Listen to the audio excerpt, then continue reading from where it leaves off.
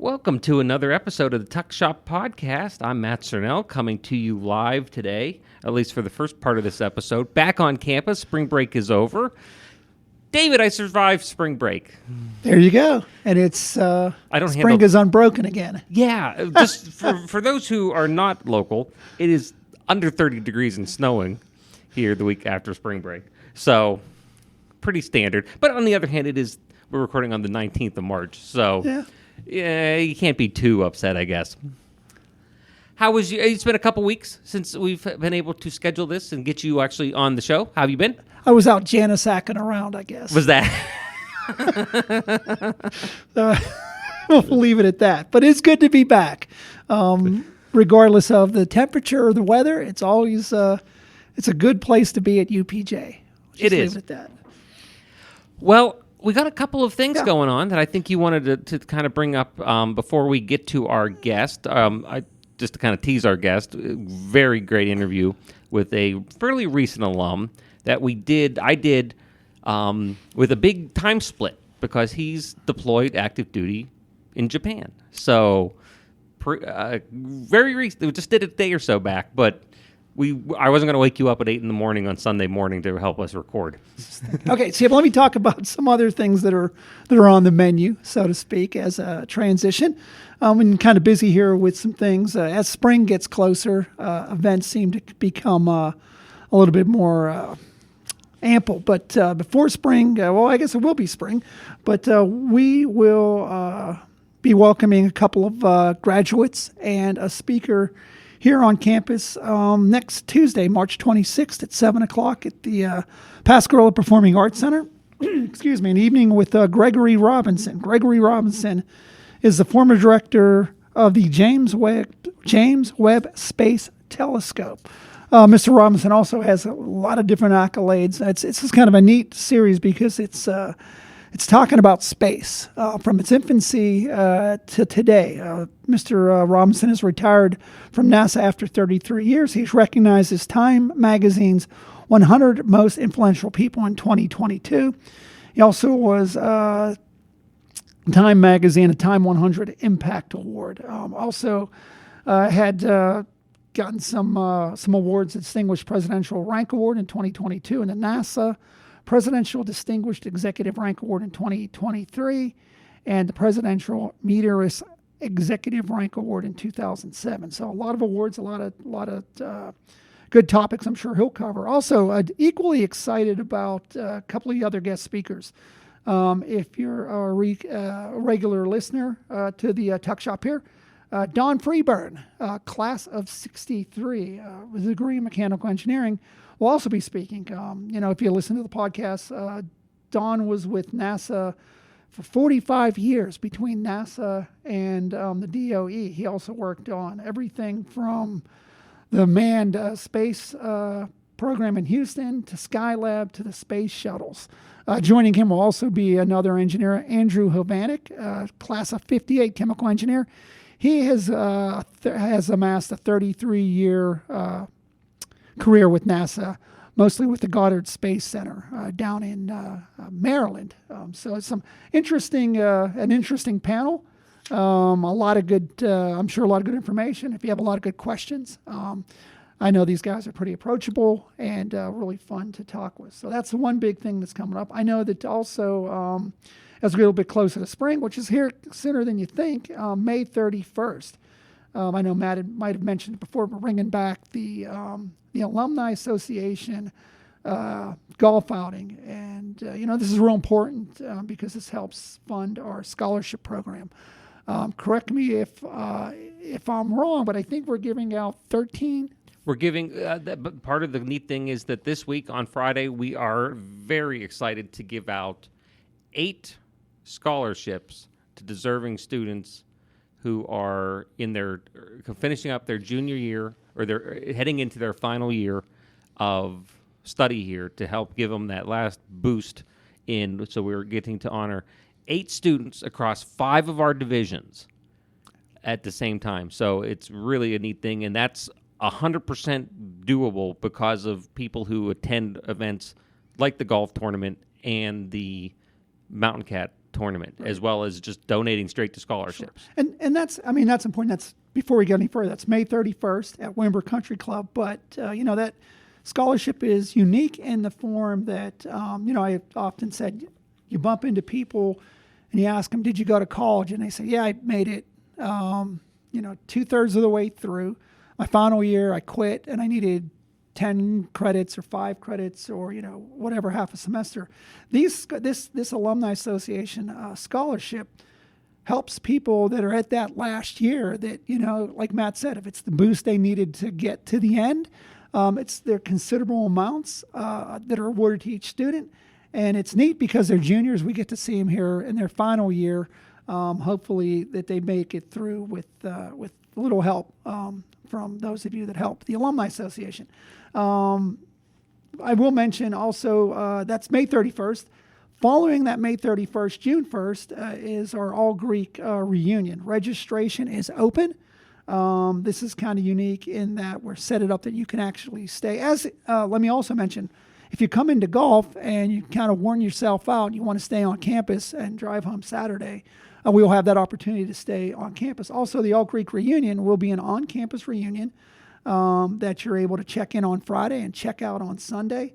Some of the events, we'll do a mimosa brunch, always popular on that Saturday, followed by tours of campus, a lot of Greek activities also going on, and then follow it up with an old-fashioned kind of outside dinner.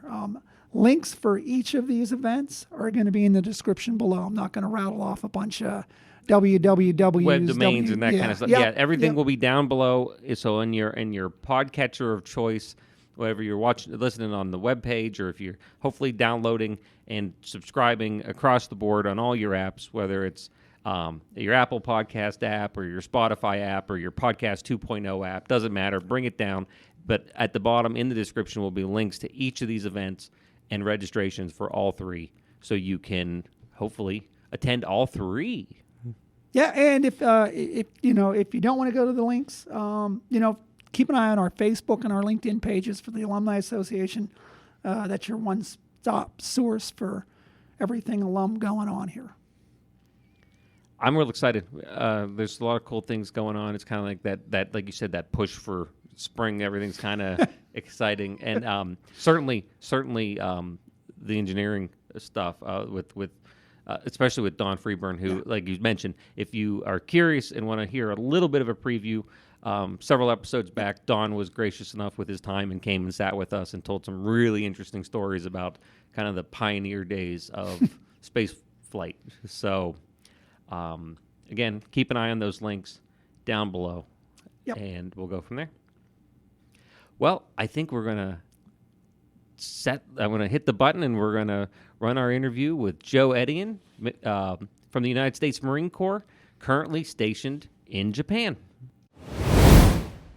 Today's a great interview here for us on the podcast, our first very long distance interview. Joe Ettien is coming to us. We're recording live. Joe, tell the fans and the folks who are listening where you actually are right now. So I am in Iwakuni, Japan, which for everyone in the audience, that's about an hour south of Hiroshima if you take it by train, or an hour and a half if you drive. So it's on the southern part of Japan, maybe like 2.5 hours south of Tokyo. So I'm at an air base there called Marine Corps Air Station Iwakuni, Japan. So certainly a lot farther from some of the folks that we've had on the show that have potentially walked across campus. But thanks for taking some time. We were talking a little bit before we started recording. You have a 14-hour time difference from us. So you're wrapping your day up while I'm getting mine going. But it is... Yeah, definitely. Yeah, so what's the future like? Doing good. So I'll be stationed here for another about 2.5 years, and then wherever the Marine Corps wants to send me next, they'll send me there. I won't know till about 2.5 years from now. So. Oh, okay. I was making the joke of what is 14 hours from now like. Oh, gotcha. My bad. There you go. See, you haven't worked with me in a long time. You're out of practice.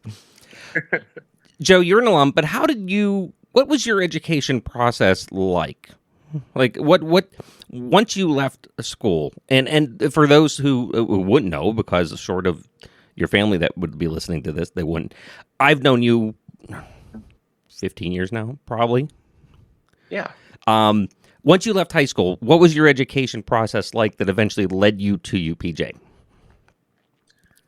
So I originally got started at Penn Highlands, going for a professional pilot's degree, and I did that for about 6 months, and then I started talking to a recruiter for the Marine Corps because I kind of got the itch to kind of do what my dad did. I wanted to serve, and so I wanted to serve, but I also wanted to do I wanted to get my college done because my dad was a big advocate for higher education. So we kind of compromised on, well, you can join the Marine Corps, but I would like you to do the reserves because then you can, come back, get your education done, and then continue to, serve. So I I agreed with that, and so I went off and got a contract as a military police officer out of Pittsburgh, Pennsylvania. Went to all of my active duty training, so Marine Corps boot camp, Marine Corps combat training, and then for my MOS school, military occupational specialty of military police. I was there for about 3 months, and then I came back, enrolled at University of Pittsburgh at Johnstown after that, and spent about 3.5 years getting my business management degree while I was there. So a little bit different path than most, but I was definitely worth it. What it certainly is a slightly different path than although I would assume that it's not necessarily super unique to those many of our alumni who've come through and have served or are serving kind of had to balance that their obligations and requirements of duty with the education part of it. But you talked about pilot school. What made you want to fly? And I ask you as somebody who's terrified of flying. So I don't know what exactly it was. Maybe I was a kid and I was always big into like history, so reading about World War II and kind of watching the videos on the History Channel when they actually, had History Channel shows that were, talking about history. I would watch those and see airplanes like the P-51 Mustang, B-17, B-24. I was always like, man, that'd be really cool to go like be one of those guys to go fly those planes. And when I was graduating high school, my dad and my stepmom got me a gift of a 2-hour flight demonstration, go up into a Cessna 172 and just kind of fly around with an instructor. And I got to do that for the first time and got to actually fly, and like I just got hooked on it. And I was like, man, I want to do this. I want to be the guy who like gets in the plane and flies it around, and if something goes wrong, I get to like fix it, or get to resolve whatever that emergency is and land it on the ground safely, and everyone gets to walk away. And it's just kind of stuck since then, and I get to still do that now, just with a little bit bigger plane and a little bit more people on it. So it's definitely exciting. When you talk about bigger plane, how big are we talking? Don't divulge any national security secrets on the podcast. Yeah, no, I don't want to get fired, so I'm not going to do that.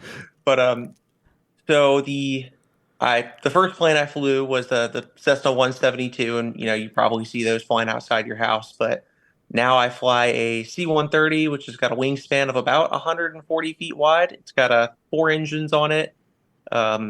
Consists of about 5 crew, 2 pilots, 1 flight engineer, and then 2 loadmasters in the back. We can carry a max of about 80 combat loaded Marines, or we can carry 3 or 4 up armored Humvees. We can carry HIMARS, which is essentially it's like a rocket launcher system that it's like a mobile one. They can drive it onto the back and they can drive it off. It's pretty neat.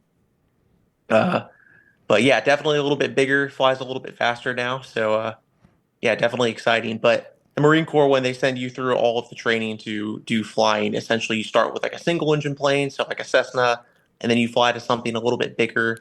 and then you fly like a dual engine plane, and then you go and then you fly like whatever the Marine Corps sends you to go fly after that. And this is gonna be probably a no-brainer question. More challenging, and remember, I am in the business and enterprise division as an adjunct faculty member. Education projects at Pitt, at UPJ, Marine Corps training. I would have to say that There was less Marine running Corps at UPJ. yeah, I would have to say the Marine Corps training was a little bit more intense. But the education that I got at UPJ kind of stimulated your mind a little bit more, like in different ways. Which was the nice thing about going to college, because like I had experienced like what the Marine Corps taught me for, how to fire a rifle and dig a fighting position, and how to conduct a complex ambush. And then like going to University of Pittsburgh, it's like, oh well, we're not going to teach you how to do that stuff, but we're going to teach like the No. same techniques that you learned to like think through a problem, and you're going to apply it to a different set at this point. So instead of like how to conduct an ambush on a convoy, we're going to teach you how to, build a business plan to start a coffee company. So that's what I really enjoyed about it, because I could take my skills that I learned in the Marine Corps and apply them in a different way to a new problem set. Just to give people a mindset or a time frame here, your graduation year. So I graduated April of 2016. Okay. And So fairly recent alum. Mm-hmm. What drew you to the business side of all the programs that are offered at UPJ?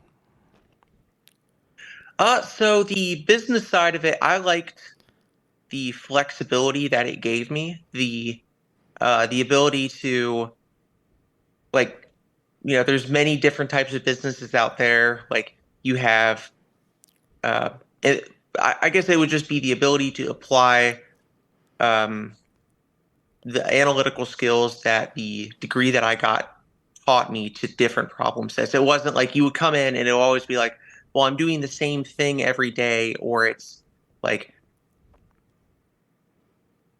for some things you would have like, well, I want to learn how to be like a cook or a baker or a plumber. It's like you go in and you do that specific job every day. But at least with business management, with my degree, I could go in and say, hey, I want to teach this, or I want to help this business get off the ground. So I'm going to, help design a business plan for them. But now this completely different business over there that has nothing to do with, plumbing, I can, do that the next day. So I like the adaptability and flexibility it gave me.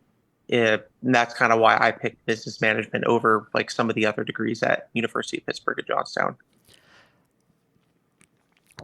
We'll talk a little bit about some of the stuff that happened with you on campus, not in a bad way. There was no. I mean, there's some cool stories and stuff. But one thing that I think is an interesting knowing part of the story in the background, you hit on it very briefly, the idea of your family background with military service. Mm-hmm. And for you, that isn't one generation.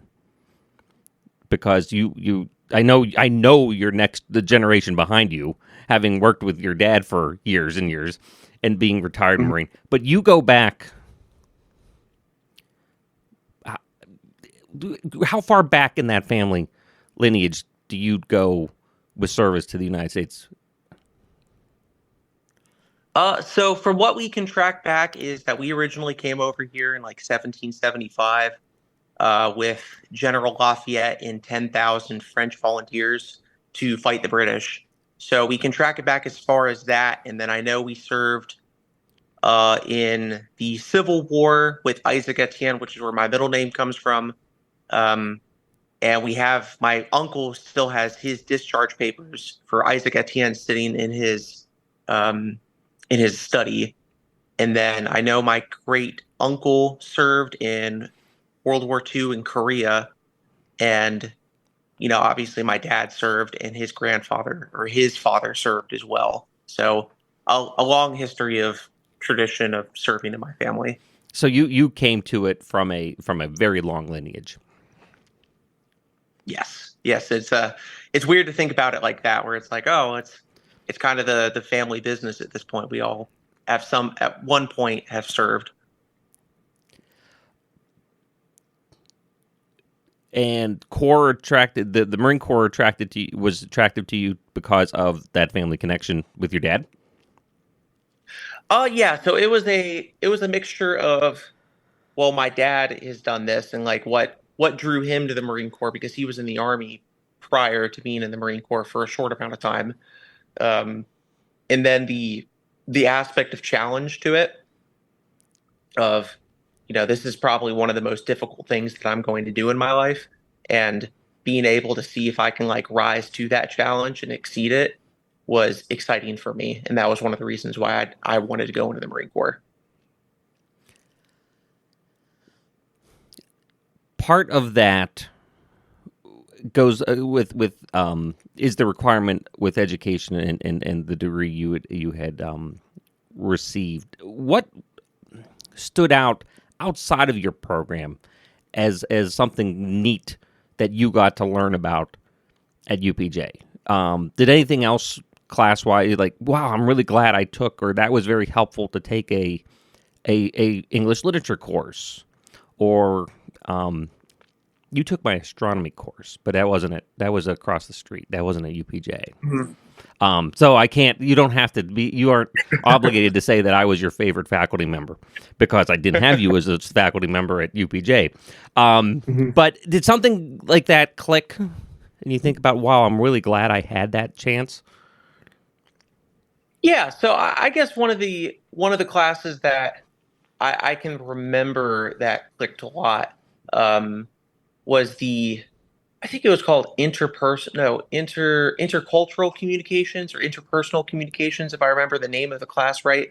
But essentially, it was talking about how like different cultures communicate differently, even in just like there's a lot of subtext in a conversation that if you're not like in that culture, you can miss just because you don't have those experiences and the same values as some of the other cultures that would pick, some of that subtext stuff. And just like being able to like have someone talk about that and like show examples of it and like kind of helped me understand like business better and like how taking like my skill set and moving it into another country or I mean even into a different part of in the US, like going from East Coast to West Coast could have like a dramatic difference, like how I should speak to someone or what I should be able to put as like an advertising campaign. Or I mean, even in my current circumstance where like I'm in Japan, completely different set of culture and value and completely different language. And then just being able to have that experience to fall back on of like, okay, there's a conversation going on.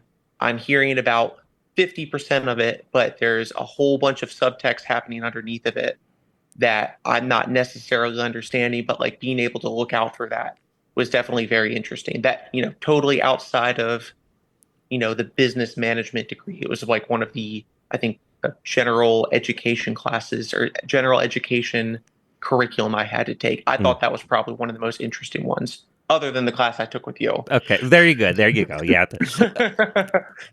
Thank you. That helps me on an early morning here on the East Coast. How is that?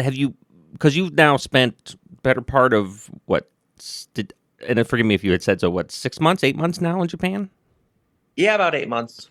8 months in Japan. Are you picking up more of the language or not as much? So I'm picking up like some phrases and some bits and pieces of it. It's a little bit difficult because like part of it is just interacting with people who speak the language. And like at work, I don't really do that because we're in a squadron with You're on the 400 base. Marines. Yeah, we're on the base. So like when we'll go out in town, we'll speak the language a little bit, but it's usually just kind of like, thank you, good morning, yes, no. Like it's the real basic stuff. Like kind of like when you're teaching a kid how to talk, you teach them all this basic stuff, and then they build up on it. So I'm really just like in the beginner phase of like, all right, I can say sorry and excuse me and like no thank you, like those kind of things. But I still haven't like I'm not fluent in it by any means. When you think back at your time at UPJ, um, and if you don't want to, if it's something that is a quiet thing, that's fine. We can not get into it. But I think one of the neatest things I've ever seen on campus is your graduation day. Oh yeah, when the What if you don't major. mind talking? If you don't want, that's fine. I don't want to put you in a spot there. But I think that's probably one of the neatest things I ever got to see on campus in my 30 plus years on campus. Yeah, so the my graduation day was really cool because the how it worked is when you get your I had already gone through officer candidate school the year prior. So like during the summer, I went to officer candidate school for 10 weeks at Quantico, Virginia. Successfully completed it, and at that point, I was waiting for my commission. And one of the requirements is the 4-year degree. So once I got that, and I said I want to accept my commission, the my officer selection officer was said, okay, well, I can come to your campus the day of your graduation and I can swear you in and read you your essentially your oath of office, your commission. And so I had my dress blues on, the officer dress blues that my dad had. I fit into them, and he passed those along to me because they're still in like within our regulation. And so the the officer selection officer, said like, here's your 4-year, here's your degree, here's your commission in the Marine Corps. Who do you want to have commission you? And because my dad is still a commissioned officer, even though he's retired, he's still on the rolls of the officer list. He was able to read my commission, swear me into the Marine Corps, into the U.S. as a commissioned officer, and then sign my commission warrant, which is actually still on the rolls. Um, Inside of my like officer, my official, I can't remember what it's OMPF, official military personnel file. And it still has his signature on it, signed as Major Etienne '04, which is pretty cool. And then the enlisted person that was there, the staff sergeant, since he was the first person to give me a salute, it's tradition to give the first person who gave you a salute as an officer a silver dollar to show that like, hey, I appreciate that you gave me my first salute, and it's a sign of respect that like it's that like even though you're not an officer, you have just as much of a difficult job as I do, and I respect that, and this is my like physical like token of appreciation of that. So it was for me, it was one of the coolest days that I've experienced as an officer so far.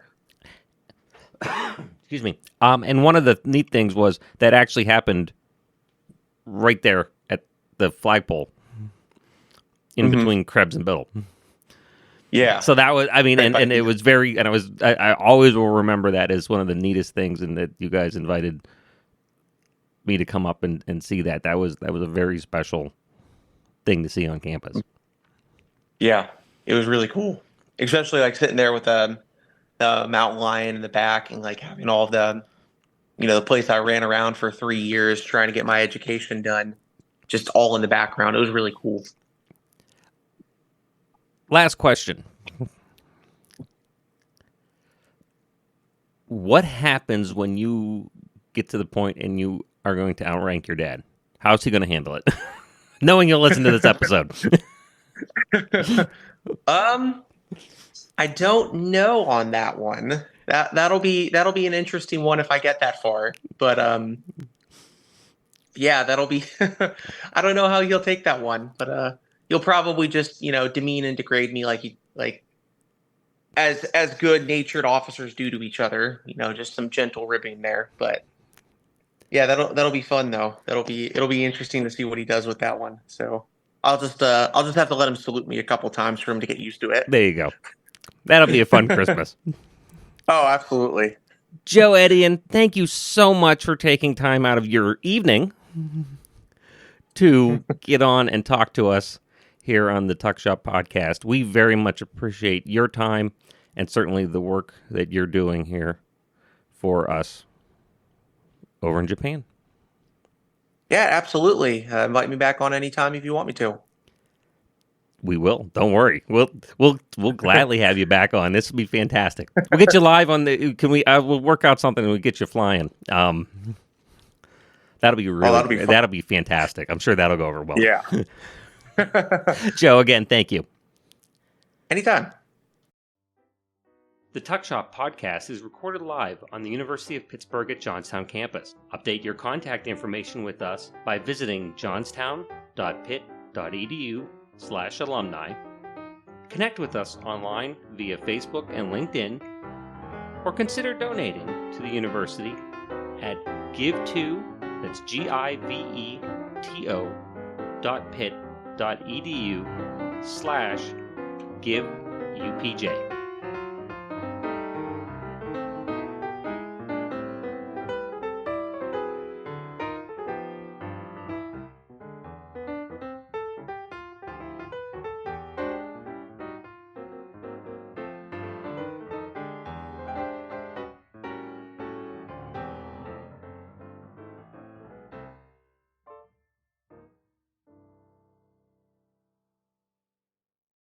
This has been a production of Quantum Wave Media. Views expressed do not necessarily reflect the opinion of the University of Pittsburgh at Johnstown.